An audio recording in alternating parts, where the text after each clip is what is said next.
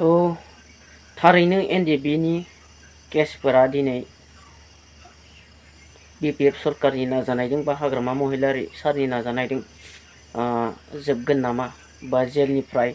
उदां जागोन नामा बारग' एनडिएफबिफ्रा जायफ्रा सिबिआइ केसाव नांनानै थादों बिथांमोना बे सिबिआइ केसनिफ्राय गनायखौ मोनगोन नामा दिनै बेखौ नायबिजिरगोन होननानै हाग्रामा महिलारि सारा फोरमायदों बेखौ सासे एक्स एनडिएफबि सार बिथांनो दा बिथाङा बे बाथ्राखौनो दिनै ससियेल मिडियानि गेजेरजों फोरमायनानै होदों आरोना स' बिथां सार एन नायजाब बा नार्जारि नायजाब सार बिथाङा बुंदों आरोना ससियेल मिडियानि गेजेरजोंहाय फोरमायनानै होदों बिथांमोना सावरायहैदोंमोन हाग्रामा महिलारि सारजों अब्ला बे समावनो हाग्रामा महिलारि सारा बिथांमोननो माखासे गोनां बाथ्राफोर फोरमायदों एनडिएफबिफोरनि लागै मा खामानि मावनो थाखाय थांखि लादों बिपिएफ सरकारा बिटिसि सरकारा हाग्रामा महिलारि सारा नोंथांमोना नायलांदो भिडिअखौ बे समावहाय एनडिएफबिनि साब्रै एक्स एनडिएफबिया जोङो लोगो नांनानै हाग्रामा महिलारि सारखौहाय बिटिसिनि सेक्रेटारियेटआवहाय गावनि चेम्बाराव जोङो लोगो हमहैदोंमोन बिथांजों जोङो लोगो हमनानै फ्राय 10 मिनिटसो सम जोङो सावरायदों जिहेतु जोंनियावबो आंनियावबो एक्स एनडिएफबिफ्रा जायफ्रानाखि केस दङ आरो एक्स एनडिएफबिनि न'खरफोर बिथांमोना आरो मार्टियार्स फेमिलिस बिथांमोना आंनियावबो जोंनियावबो सोंहरबाय थायो बोरै बोरै सोलिगासिनो दङ सोरखारा मा मा मावनो आखायाव लादों आरो जोंनि बेखौहाय माला मावगोन बेसे सम नांबावगोन प्रसेसा बोरै बोरै सोलिदों बेखौ आंनियाव सम सम एक्स एनडिएफबि हिसाबै सोंहरबाय थायो बेनिखायनो जोङो हाग्रामा महिलारि सारखौहाय 7 नभेम्बर 2025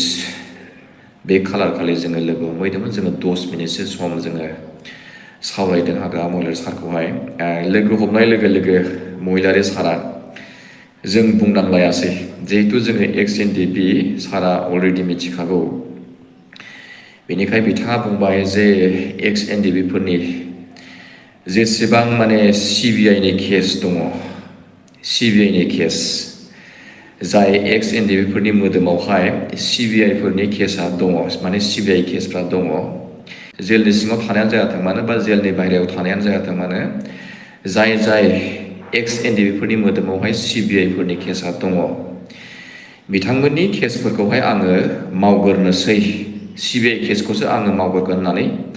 बिथाङा जोंनि सिगाङाव फोरमायदों जोंनो मिथिहोदों आरो बे आंनि सिबिआइ केसल' नङा नोंथांनि सिबिआइ केसल' नङा माने जेसेबां एक्स एनडिएफबिफोरा सिबिआइ केस दङ गासैनिबो सिबिआइ केसखौहाय हाग्रामा महिलारि सारा मावग्रोनो थाखाय आखायाव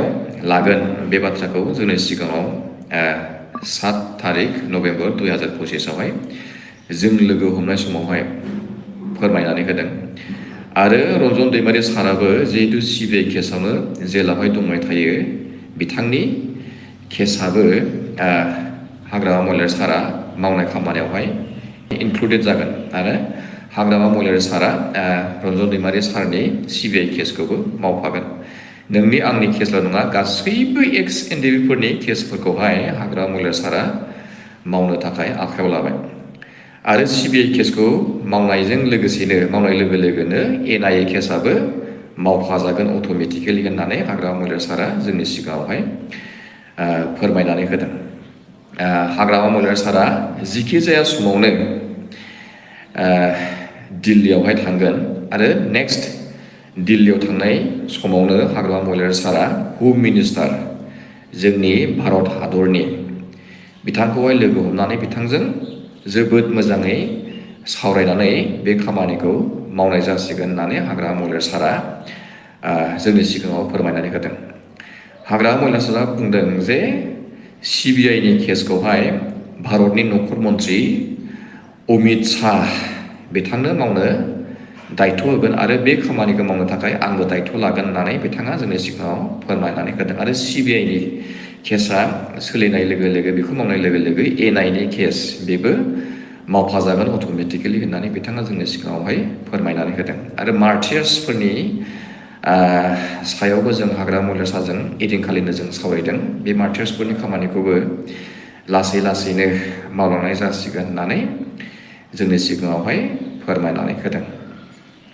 दा बेखिनि खोथाखौ आङो नोंथांमोननो आपडेट होनो मोननानै आङो गोसोखौ गोजोननाय मोनदों। जानो हागौ नोंथांमोनहाबो जायफ्रानाखि CBI केस दङ आरो जायफोरनाव जोंनि एक्स NDB बिथांमोननियावहाय NIA केस दङ आरो मार्टियार्स बिथांमोननि फेमिलिसफोराबो नैबे आंनि मोनसे भिडिअखौहाय नुनानै आपडेटेड जागोन होननानै आङो आसा खालामबाय। लोगोसेनो इयुनावहाय बिनि सायावनो माबाफोर आपडेट मोनबावोब्ला आङो लोगो लोगो भिडिअ नोंथांमोना बयबो खोनाबाय जानो हागौ मा बुंदों बिथाङा। जोंनि थाखाय मोनसे मोजां खौरां आरोना बेफोरबायदि जुदि जोंनि दावहारु जोहोलावफोरनि बेबायदि जोबथेसालियाव सैनांनाय बेबायदि